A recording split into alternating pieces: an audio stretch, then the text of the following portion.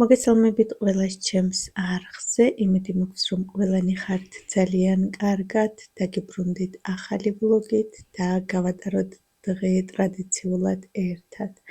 დღევანდელი დღე თითქმის გავატარე სულ სამზარეულოში, რადგან გადაწყვეტილი მაქვს სამზარეულოს კარგი დალაგება ორგანიზება, მინდა რომ კარადების შიგნიდან კარგად დავალაგო, რადგან უკვე დიდი ხანია ვგეგმავ ამის გაკეთებას, შემდეგ უკვე რომ ვიცოდი დასალაგებელი იყო, მოკლედ ხელიც ავუშვი და იმდენად ყურადღებას აღარ ვაქცევდი, სად, როგორ იდო და თავის ადგილზე იყო თუ არა, იმას აღარ ვაქცევდი ყურადღებას, მოკლედ ძალიან გაშვებული აქაურობა, როგორც იტყვიან და აბსოლუტურად ყველა კარადა არის კარგად დასალაგებელი და დასაორგანიზებელი.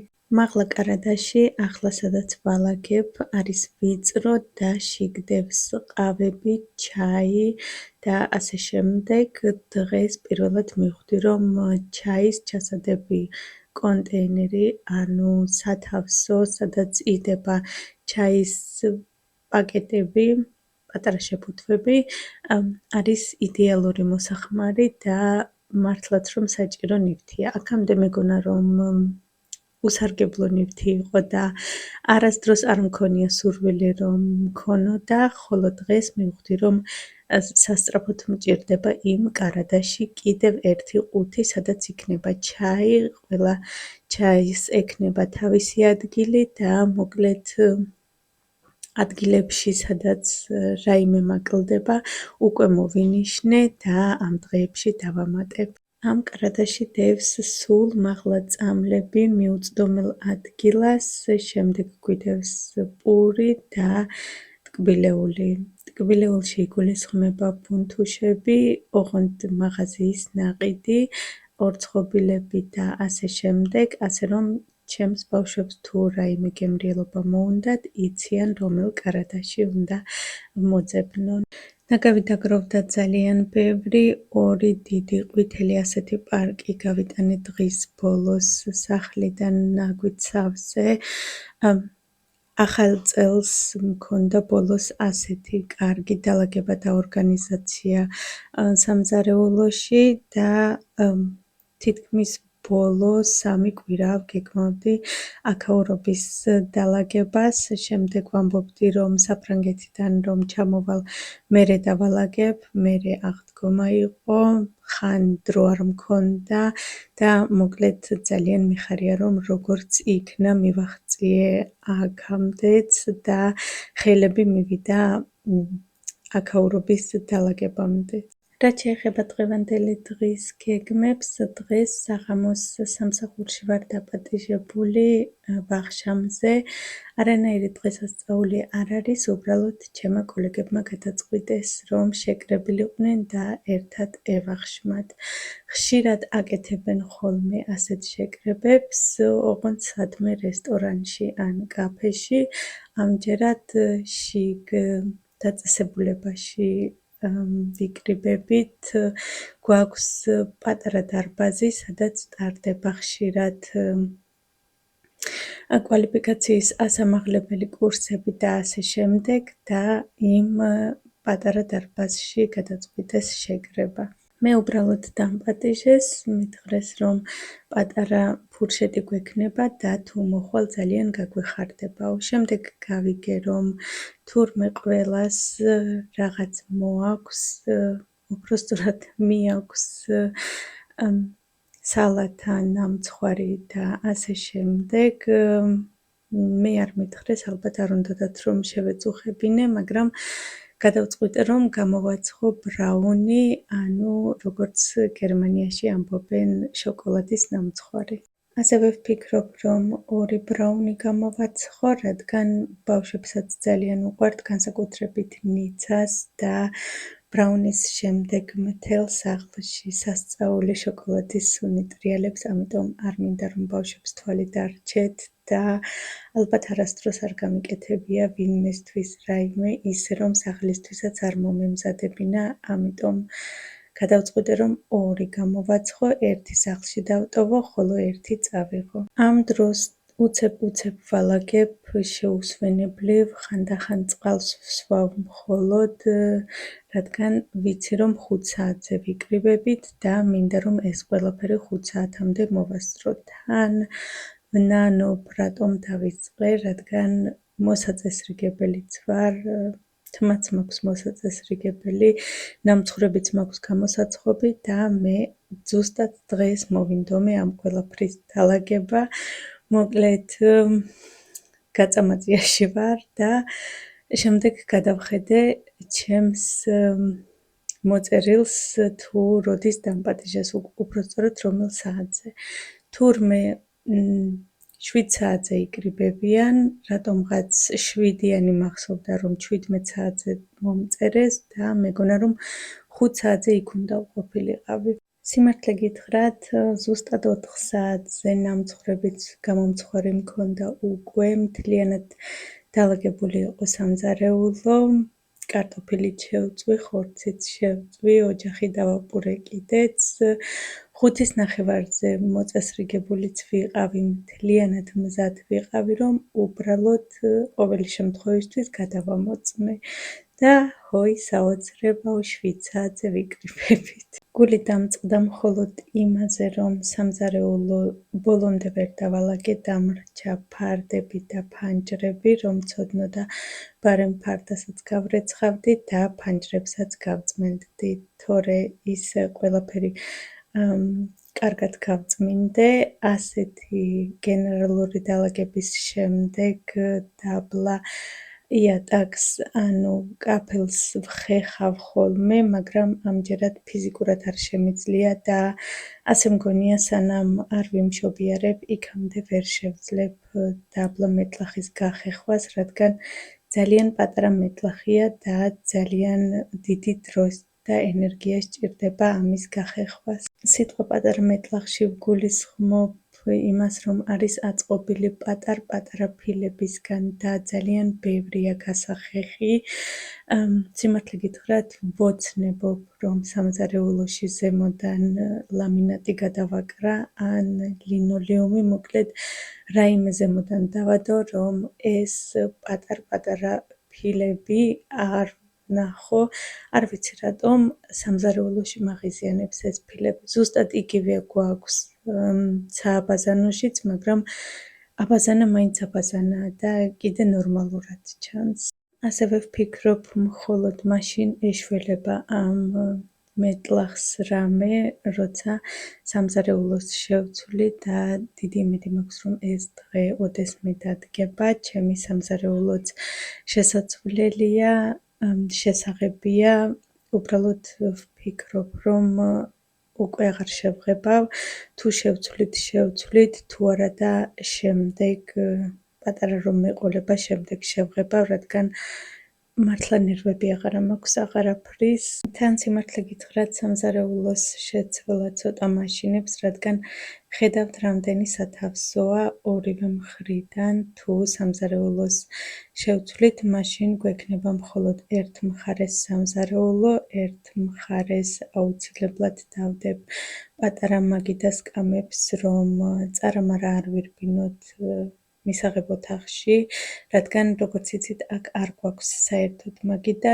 და ვიცი, რომ ძალიან ცოტა სათავსო იქნება და ძალიან გამიჭირდება ცოტა სათავსოებთან შეგუება. თითო კარადას, როგორც ხედავთ, აქვს 2 გამოსაწევი, თან ძალიან მომწონს ასეთი გამოსაწევი, როგორც ახლა ხედავთ კადრში, მაღლა და დაბლა, არის ზემოხერხებული და ზემოსახერხებელი, მოკლედ არ ვიცი შემდეგ როგორი იქნება.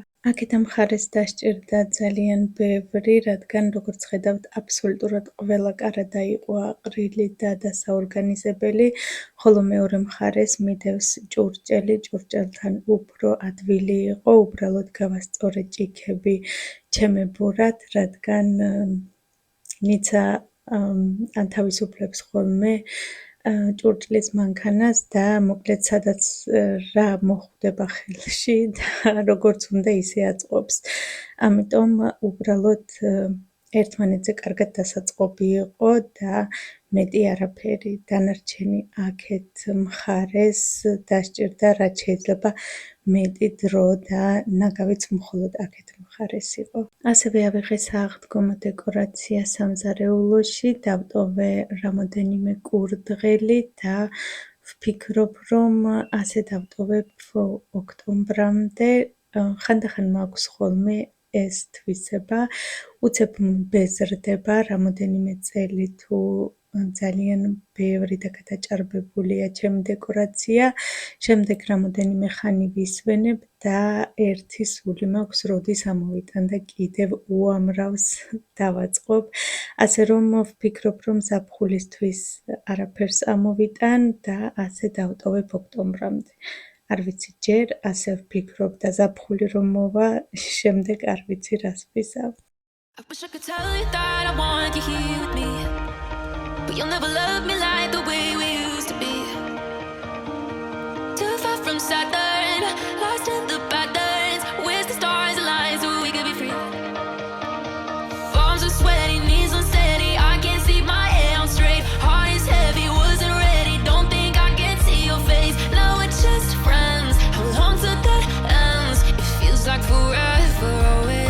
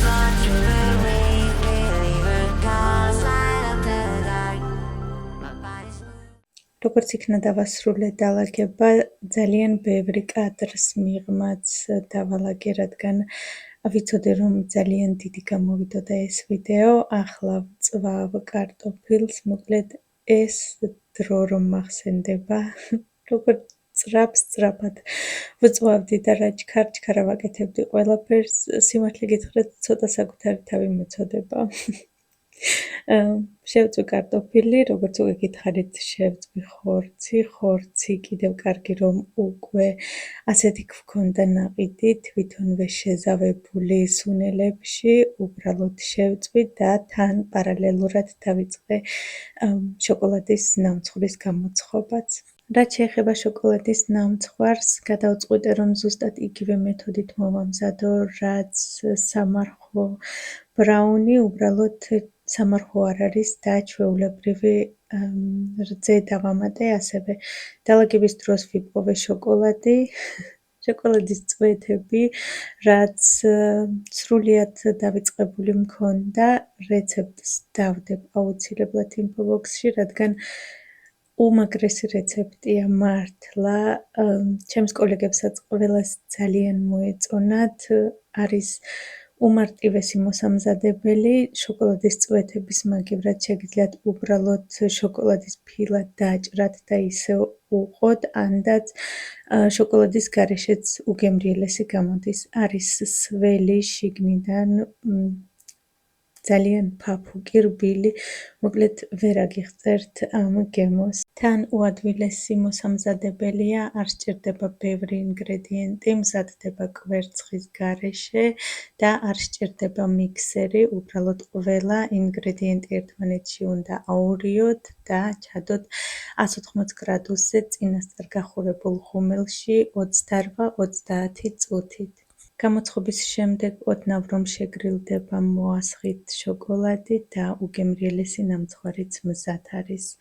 სიმართლე გითხრათ, თავიდან რომ გავიგე შვიცაძე ვიკრიბებით, ვიფიქრე, რომ ბარემ ფანჯრებსაც გავწმენდა ვთქო, მაგრამ თავი აღარ მქონდა, მართლა იქადაღლილი ვიყავი და ხვალისთვის გადავდე ეგ პროცესი, უბრალოდ დავჯექი და რამოდენიმე წუთი დავისვენი. რაც შეეხება სამსახურის ფურშეტს, პატარა ნაწყვეტი გადავიღე, მხოლოდ ფურშეტის აუცილებლად იყო სუპიც და აქ გერმანიაში სუპის გარეშე არც ერთი სადილი ვახშამი არ იწყება, ასე რომ იყო უზარმაზარი ქვაბით სუპი, არ ვიცი რა ჰქვია ამ სუპს, მოკლედ ყველანაირი სოსისი იყო შიგ, ხორციც, ქათმის ხორციც, ძრუხის ხორციც, ასევე კიწრის მჟარვეული და ასე შემდეგ. აქ დავასრულებ ჩემს ვიდეოს, უღრმეს მადლობას გიხდით, რომ უყურეთ ბოლომდე, დიდი იმედი მაქვს, რომ მოგეწონათ, მომავალ შეხვედრამდე.